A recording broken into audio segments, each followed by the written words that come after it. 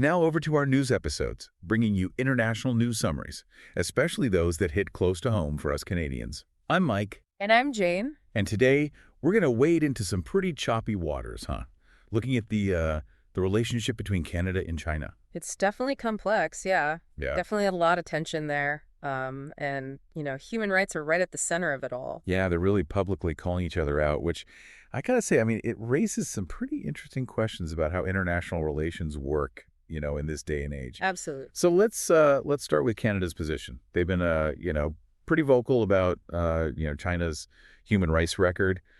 What exactly has got them so riled up? Well, it's not just talk. Canada's actually taken some pretty concrete steps based on their concerns. They've gone ahead and imposed sanctions against 8 Chinese officials. And these sanctions are, for what they consider grave human rights violations. Wow. Yeah, and it's not just like, a slap on the wrist either. Yeah. This includes, the treatment of Uyghurs over in Xinjiang province, Tibetans, Falun Gong practitioners. They've also been really vocal about, what's happening in Hong Kong, the erosion of democracy there, the freedoms that are being limited, and especially reports of bounties being placed on Hong Kong activists. And some of those activists are actually Canadian citizens. Wow. So they're really drawing a pretty hard line in the sand here. Yeah, they're not messing around. So how's China responding to all this pressure? They're not just taking it lying down, are they? Oh, absolutely not. They're pushing back, and they're pushing back hard. Yeah. China's basically dismissing all of Canada's claims as, baseless interference in their internal affairs. It's like mind your own business kind of thing. And they're not just, talking either. They've actually retaliated with their own set of sanctions. Oh, well. Yeah, and these sanctions, they're specifically targeting Canadian groups and individuals who are known to, advocate for Chinese minorities. And it's not just about tit for tat. It seems like there's a real strategy behind this. They're basically accusing Canada of hypocrisy, right? They're saying, hey, look at your own backyard. You've got your own historical baggage. You've got ongoing issues with the treatment of your Indigenous peoples. They're using that as a counterpoint. Oh, that's a good point.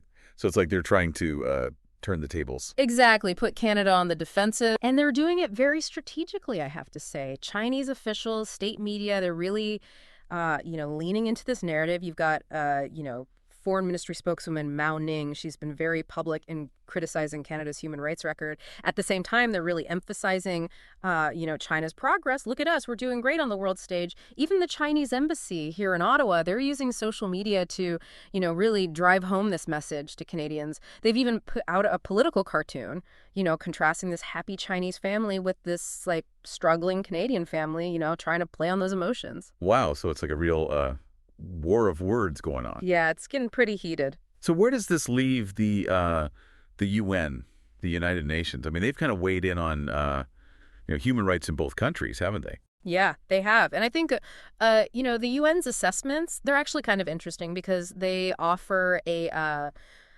more nuanced perspective on both sides. Let's start with Canada. The UN, they're acknowledging that progress has been made, especially when it comes to Indigenous rights and housing. But they're also saying, hey, there's still a lot of work to be done. Like when it comes to issues like the overrepresentation of minorities in prison, in the child welfare system, they're really urging Canada to take further action.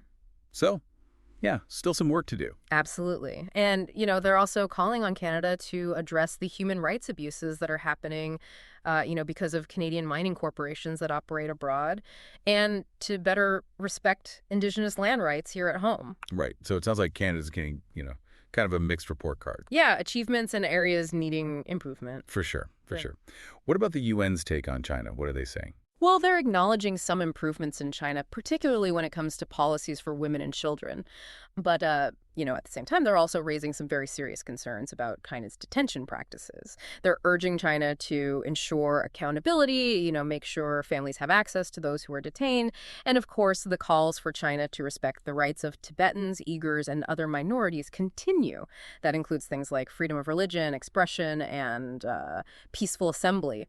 And the UN has actually come out and directly criticized China's counterterrorism laws, especially in Hong Kong. Those laws, they're being used to, restrict protests and dissent.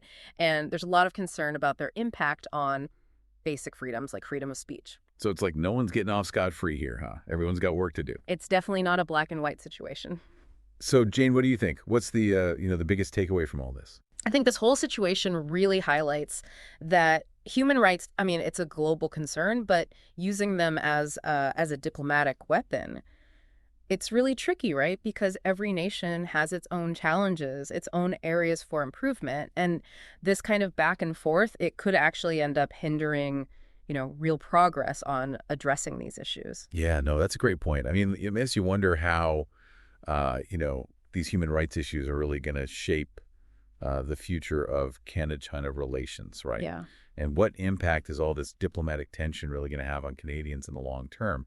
These are, big questions, folks. We encourage you to, dig a little deeper, explore these questions further. And, while you're at it, don't forget to follow, like, and share this with anyone else who, cares about international affairs. Spread the word. We'll see you next time. See you then.